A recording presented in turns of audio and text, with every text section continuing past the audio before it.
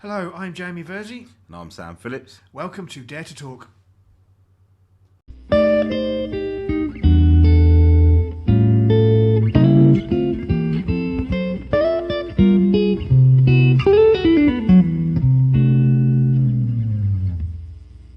Hello everybody, and welcome to a brand new podcast with myself, Verso, and Sam Phillips.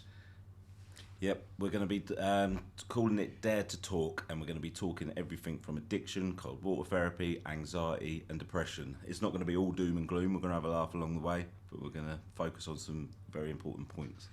So, Sam, why Dare to Talk? Well, I started up Dare to Dip, as you know. You've been in the water with me a couple of times. I started up on the 15th of March last year after doing a 30-day cold water challenge. I've found out it helped me massively with my own depression and my own anxiety. Then I decided to ramp it up a bit and thought I'm going to get in the water for a year. Started doing it, and I had so much interest from the people in my community and started realising that it was helping other people, and by helping other people it really helped me, and I got a taste of it, and I've decided that's what I want to do, and that's why I asked you to get involved as well.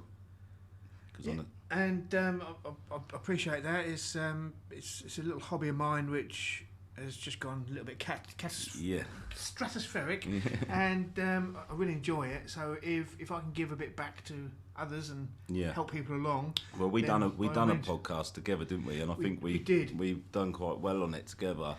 And there was a couple of other people that I was going to do it with, but after seeing your work and that, I thought, yeah, you're the man for the job. Again, thank you. You're my first guest on the podcast, so Rick Ward will tell you you're not the first person I interviewed. Yeah. There was a 90-second clip of Rick Ward, and he was interviewed the day before you. Yeah, so and he still goes on about it. No, I can totally understand that. Yeah. But you were the first proper interviewee. Come round mine, sat down, and listening back to that, it's still a good podcast, but it's very raw. Yeah. Because it was brand new to both of us, and that was only 3 months ago, mate. Yeah, and see how far you've come from day one. It was still, like you say, a good podcast, but to see how far you've come in such a short amount of time, it makes me excited for this one. I think we can help a lot of people, and that's the goal. And that's it. My theory always is, if we just help one person. That is it. Yeah, and that's exactly what I said on another podcast today. Actually, I spoke to him and I said I started off Dare to Dip. 1 second. Another podcast? Are you cheating on me already, Sam? It was a live, not a podcast. Okay. But I was chatting to someone on there today, and I said, I started off Dare to Dip, and I said if it just helps one person, including myself, then it would be well worth it. But the amount of people that I've got, as you know, I go to meetings as well. I'm not ashamed to say my story because I know it inspires others. I go to meetings on Tuesday nights to deal with my own problems I've had with addiction, and I've had other people message me through the dip, and whether they've come down, done one dip, and it's rebooted them to go off and get back on track, like go back to the gym and that. It's helped so many people, different people in different ways. And today was 285 days or something, and there's still two newcomers come down. That is fantastic. I don't go in very often. I think I've only been in the water twice with you, but I come down quite often. You've been a massive, important member of the team. And see you all, and take pictures and have a chat and things like that. Well, you give me a message of encouragement, because it's no secret, I've been honest about it. I had a little slip up, even during the whole process. I slipped up and fell off the wagon for a little bit, but people like yourself helped me get back on track quickly. I still managed to carry on with the challenge, but I just wasn't fully there mentally. But I am back on track now, and it's thanks to people like you and cold water therapy, and it's all positive stuff that's happening at the minute, which is good. And there's a buzz, there's a vibe going, and that's my phone. Just going to press pause a second while Sam answers his phone. Sorry about that, folks. My fault. Yeah, totally, 100%. It's never Jamie. Always is your fault, mate. So let's just quickly sort of recap. We talked about getting in the water. I've actually been in 3 times. Yeah. Last time was meant to be for Christmas Day, weren't it? But yeah, I was going to come in Christmas Day, but to be perfectly honest, I woke up and it was awful, and I just sat on the settee and opened my presents instead, mate. I don't blame you. Yeah. So I felt guilty for about 20 seconds. No, you didn't. Well, Christmas Day was mad. Anyway, the waves, they were a bit dangerous, and the waves were hitting us. And you know when you drink a slush puppy too quick and you get that brain freeze? That's what it felt like every time a wave hit. It wasn't pleasant. The last time was a bit choppy and I went in. I lost my glasses, £280 worth, didn't I? You're not the only one that's done that as well. And, I don't want people to start billing me. I have done my research, and you have no liability insurance. No, I don't. Yes, I remember that, folks. Yeah. No. That was. When was the last time you done the dip? You did do it recently, though, didn't you? I think it was probably sort of back end of November. That was a 6:30 one as well, so it's dark. Now, there's a little story about that. Yeah. Friend of mine I work with went in the walk with me, and he told me a little story that he'd shared the picture on Instagram. Right. And some of his gay friends took a little bit of a shine to me. Yeah. And I think I was dubbed the Hairy Bear. Yeah. And I've become a bit of a gay icon, mate. So yeah, you'll be in magazines next, Jamie. So I'm now telling people I'm held in the same esteem as Carly Minogue. So that does me a treat. And the claim to fame. Someone says, are you not annoyed about that? No. Why? Any attention's good attention. When I'm 50... Which is why I also wanted you to be a part of this podcast as well, because I know you can be quite controversial at times, and it'd be great to have your. I know you won't sugarcoat nothing. If you don't agree with something that I say, you'll say your point of view. You're not scared of getting your point of view. 100%, because there's also not only not agreeing. There might be some things I don't understand. Exactly, because this is another reason why I asked you to do it, because I personally have suffered with anxiety, depression. I fell into drinking and drug addiction through self-medicating. You haven't had any of them problems, have you? No. Luckily, I've managed to go through life pretty much unscathed. Yeah. I'm not saying there's been times when I've been a bit low. Yeah. You know, I'm not going to sit here and lie and say everything's been shiny, because believe me, it hasn't. You know, my life hasn't been the best. But I haven't suffered as much as others have. Right. So I've managed to sort of bounce back quite quickly, and you know, I've not suffered from any long-term depressions or anxieties or things like that. Well, that's another reason I wanted you, because I have and you haven't. I think it would be good for people to hear both people on different sides of the fence opinion about it, because I've got some fantastic inspirational guests lined up, like people who have suffered with drug addiction. Someone's coming on whose brother died from a drug overdose. There's other people that have been taking tablets because a lad that wanted to kill himself. We've got so many different topics to talk about, and it would be good to hear both people's opinions on it. So you've just put me on the spot. You told me that you want me to bring some sort of humorous element to it. I'm going to have to be good to get a laugh out of that, aren't I? Well, you just did. Listen, that's what life's all about. We go through struggles, we pick ourselves up, we dust ourselves off. But even when I was at my lowest, I still kept my sense of humour. And yeah, Mel, those that know me will know that the humour I like is quite dark. Yeah. So I do tend to laugh at things that maybe you shouldn't, or maybe I should, but maybe not in public. Yeah. Because one man's joke is another man's stern look. Yeah, I think. But we won't be laughing at anyone's problem. No, of course. No. Let's get that straight. This is not a comedy podcast at all. No. This is serious, and the subject matter is serious. Yeah. And I'm here to give or to ask for a point of view that people sometimes don't. Exactly. That is exactly it. I'm not afraid to ask questions. That is it. I've noticed. Yeah. And I'm a massive Verso fan. That's why I wanted him to do the podcast. I'm not a trained journalist in any shape, form, or way, so that's probably why I can ask questions that a journalist wouldn't. There's no limit. That's it, yeah. And hopefully the guests come on before they've listened to the first episode, so they don't put one. when I say that, there'll be no limit with Sam. Obviously, if someone's coming on to tell a story, their story, and that story, I also know my limits as well. Yeah, because, that's it. If I don't, the guests is going to be more or less the guests telling their story. Yeah. And then myself and Sam in the next episode will discuss. That's it. Yeah. That's that. So, any sort of probing questions, I'm not going to put towards the interviewee. Yeah. No, because we do. At the end of the day, we want people to come on to inspire people, because everyone's going to be able to relate in some way or shape or form to at least one of these episodes. And the name of the game is to help and inspire people. Yeah. And I know that somewhere along the line I am going to put my foot in it. Yeah, but that's you know me, Sam, I never mean it. Exactly, and that's what I love about it, and I think that's why we agreed before we started this up as well. We're not going to edit this, are we? We're going to put it out there, and we're going to take any criticism that comes either of our ways, because I think that's how people learn. There's no point in sugarcoating things, and that, like, if we make a mistake.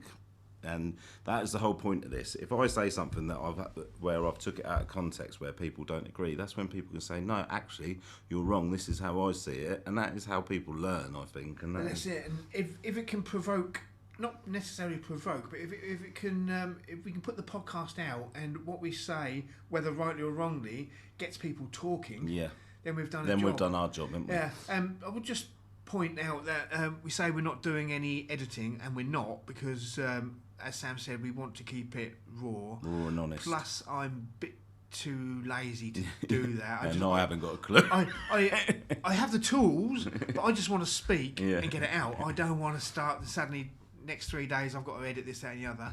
So for that reason, the first little segment of this podcast we had to do 36 times because Sam couldn't even get his name out.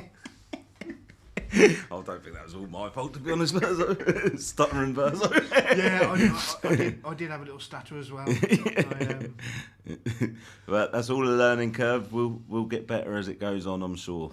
But the one bit we will edit is the beginning bit, because we're going to listen back to each episode and put a 15-minute intro onto each episode, talking about the guests and where they come from and stuff. But everything else is going to be completely raw, completely honest, because I think that is what helps people the most. Like, honesty. There's no point in us saying something and worrying about hurting people's feelings. We're saying stuff to try and help at the end of the day, and if people don't like it, I'm sure they'll tell us.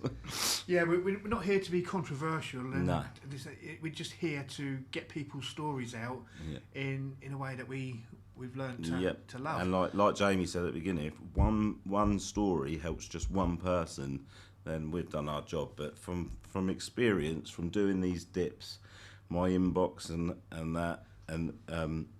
the Dare to Dip has helped a lot of people, and I think we've got the tools here to be able to help a lot more. I've said it before and I'll say it again. My aim, and I always say you've got to have goals in life, and I aim big. There's still a massive problem with the amount of people that take their own lives in the UK, well, in the world, but in the UK. And my goal in life, I've got a taste of helping people, and it's pushing me further to do it even more. My goal in life is, before I leave this planet, I want to get that number down. So, I'm sure you will, mate. Yeah. Right, we're just going to take a little break here, mate, just so I can do the next bit. Right, that's a nice little break there. No cups of tea in my house, mate. Unless you want one. No, I'm all right, mate. Cool. Right, so we've talked about Dare to Dip, and that you started it in March of 2021. Yeah. Can I ask you why? Yeah. Well, mental health is. I've always suffered with it since I was at school. I used to have a knot in my chest. It's called health anxiety, right? Which is a hypochondriac, basically. And I suffered with it through school, but I didn't know what anxiety was. It wasn't as talked about as much, and that now So I'd always have this knot in my chest, and I thought I had a heart problem all the time. So I'd go to the doctors and I'd get wired up and that, which ended up being into panic attacks, and I'd sweat and I'd be breathing, and they'd give me a paper bag to breathe into. And I think, I want the electric things on my chest. You know what I mean? Like on the telly. A paper bag, you know what I mean? Yeah. But I know every time I left the hospital, I just left deflated, thinking they've not seen what ever was wrong, and then until I saw something which said about anxiety and the symptoms, and I thought, that sounds like me. So you had the tightness in your chest. Yeah. But is it more head than? Well, yeah. It actually it starts in your mind, but you actually get symptoms. I was convinced I was having heart attacks when I was having panic attacks all the time. And then it got to the point where I'd end up panicking about panicking. So I could never go to the cinema or get my hair cut or nothing, because I'd freak out about it, thinking, what if I panic? And then I'd start panicking about panicking.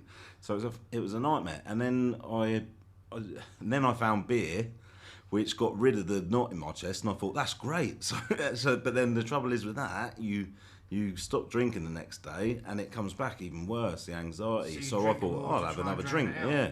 And then I found other stuff like cocaine, and I thought, this is even better, it gets rid of it completely. And then it comes back 3 times as worse with that. And then before you know it, you're just in, I call it the helicopter blade. It's a vicious circle, go round and round and round. And it just went on like that for ages. And in the end, I just got so low that I was at my lowest, and I was having suicidal thoughts on a regular occasion. So Sam, how many years was this going on for? On my own, about 6 years, without telling anyone, even my mum, dad, no one knew. And that was just in my head. I was so scared to tell anyone, because I thought people would think I was a weirdo. And I used to say that I think there's something wrong with my heart and that to teachers and stuff. And I remember them saying to me, oh, don't be silly, not your age and all that. And when I went to the doctors, they'd say, oh, you've just pulled a muscle. And I thought, well, I haven't done anything to pull a muscle. You know what I mean? Yeah, it's it has come on leaps and bounds. I mean, I'm a generation older than you, so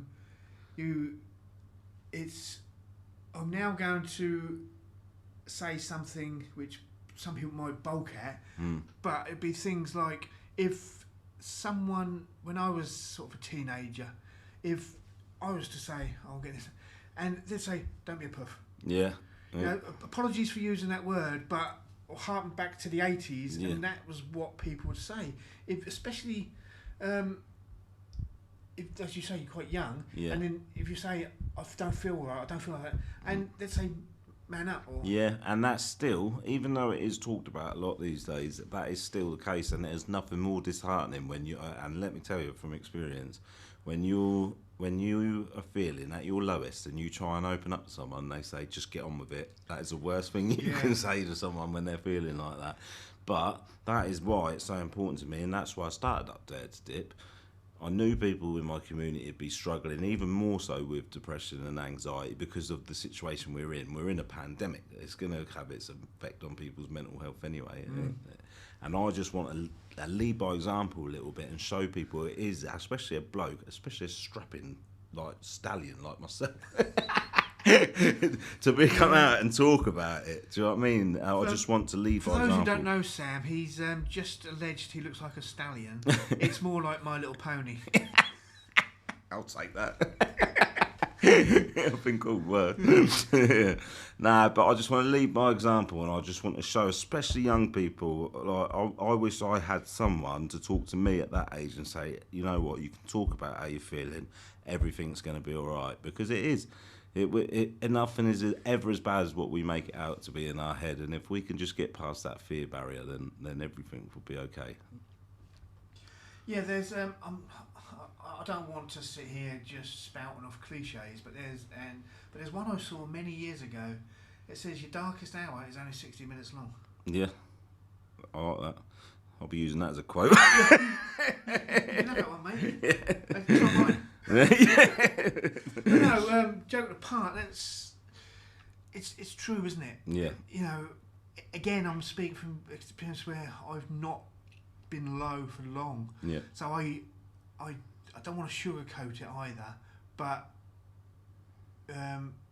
you've proven there is a way out of the darkness, isn't there? Yeah, there is, and it is one day at a time. You set yourself little goals, and you just got to take one day at a time, especially at the beginning. And that's it. And whether it's 6 minutes, 6 hours, 6 weeks, 6 days, 6 years. Yeah, if you're looking for the answers, you'll find them. I generally believe there'll be some people listening to this podcast that will stumble by it by accident, because that is fate, and that is they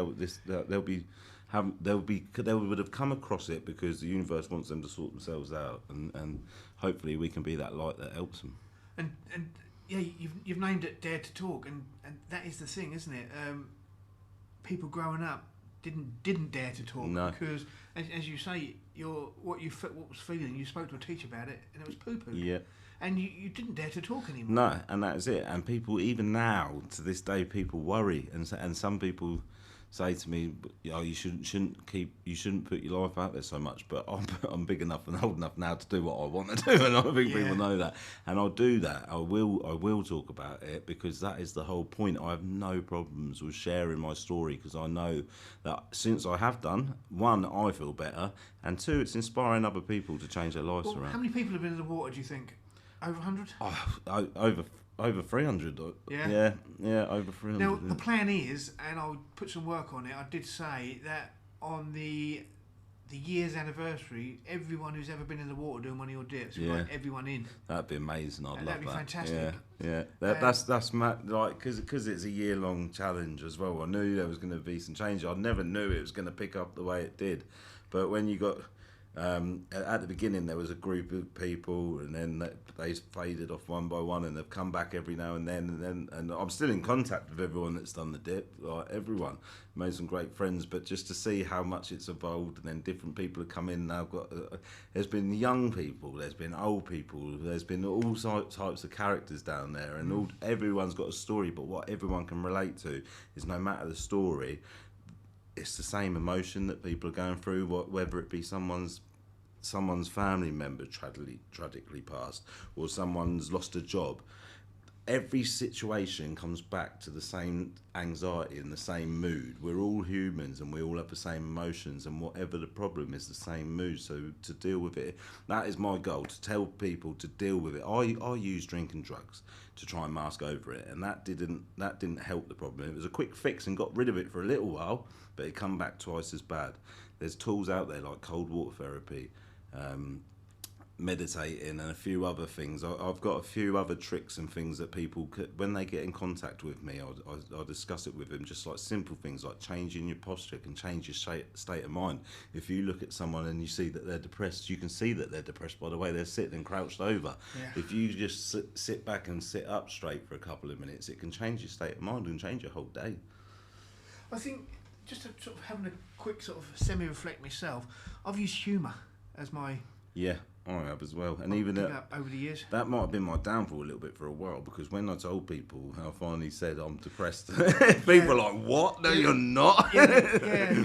And that is the thing. If you look at some of the tragedies over the years, like Robin Williams. Yeah. I thought Robin Williams was depressed. Yeah. Because he's that's it. That's the thing. I was down the pub with my mates, and I was making people laugh, because that's what I've always known how to do. But I was going home to contemplating committing suicide, and that's the real honest fact about it. That is how depression works. You just don't know, and that's why it comes as such a shock as well, because whenever someone kills themselves, it's a shock anyway, but the character they are, because they want everyone to feel all right and make them laugh and everything, that's why you think, well, no way, because... Yeah, there's a word I use in a lot of things, that it's education.